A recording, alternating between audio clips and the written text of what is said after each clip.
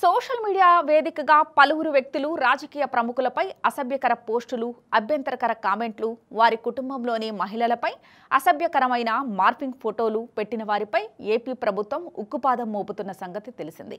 ఈ క్రమంలో ఇప్పటికే పలువురుపై కేసులు నమోదు చేశారు. ఈ విషయంలో చిన్న పెద్ద తన పర అనే తారతమ్యాలేవీ లేవని, ఇలాంటి చర్యలకు పాల్పడిన వారు ఎవరైనా వారిపై కఠిన చర్యలు తప్పవనే సంకేతాలు ఇప్పటికే ఏపీ సర్కార్ ఇచ్చింది. ఇందులో భాగంగా వైసీపీ నాయకుల కుటుంబంలోని మహిళలపై అసభ్యకర పోస్టులు పెట్టిన వారిని కూడా వదిలేది లేదని స్వయంగా సీఎం చంద్రబాబు తెలిపారు. ఈ సమయంలో సినిమా దర్శకుడు రామ్ గోపాల్ వర్మపై ప్రకాశం జిల్లా మద్దిపాడు పోలీస్ స్టేషన్లో కేసు నమోదైంది. అప్పటి ప్రతిపక్ష నేత చంద్రబాబు, పవన్ కళ్యాణ్తో పాటుగా వారి కుటుంబ సభ్యులను కించపరిచేలా సోషల్ మీడియాలో పోస్టులు పెట్టారంటూ మండల టీడీపీ కార్యదర్శి రామలింగం ఫిర్యాదు చేశారు. ఈ ఫిర్యాదు మేరకు మద్దిపాడు పోలీస్ స్టేషన్లో కేసు నమోదైంది. ఈ సందర్భంగా కేసు విచారణకు హాజరు కావాలంటూ దర్శకుడు రామ్ గోపాల్ వర్మకు నోటీసులు సిద్ధం చేశారు పోలీసులు. ఈ క్రమంలో వాటిని అందజేసేందుకు ఏఎస్ఐ శివరామయ్య ఆధ్వర్యంలోని బృందం ఒంగోలు నుంచి హైదరాబాద్కు బయలుదేరింది.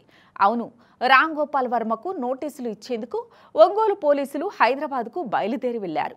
ఈ మేరకు మంగళవారం రాత్రి ఒంగోలు నుంచి బయలుదేరారు.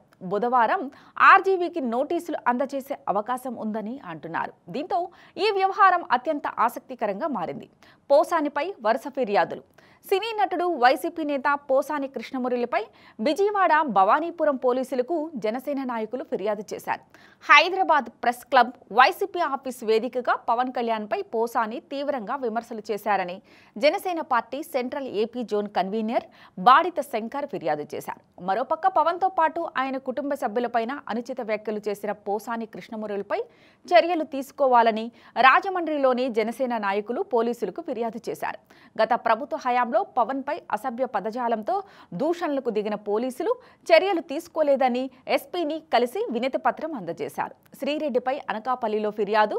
సోషల్ మీడియా వేదికగా చంద్రబాబు, పవన్, లోకేష్, వంగలపూడి అనితపై దుర్భాషలాడుతున్న శ్రీరెడ్డిపై చర్యలు తీసుకోవాలని కోరుతూ అనకాపల్లి టౌన్ పోలీస్ స్టేషన్లో తెలుగు మహిళా సభ్యులు ఫిర్యాదు చేశారు.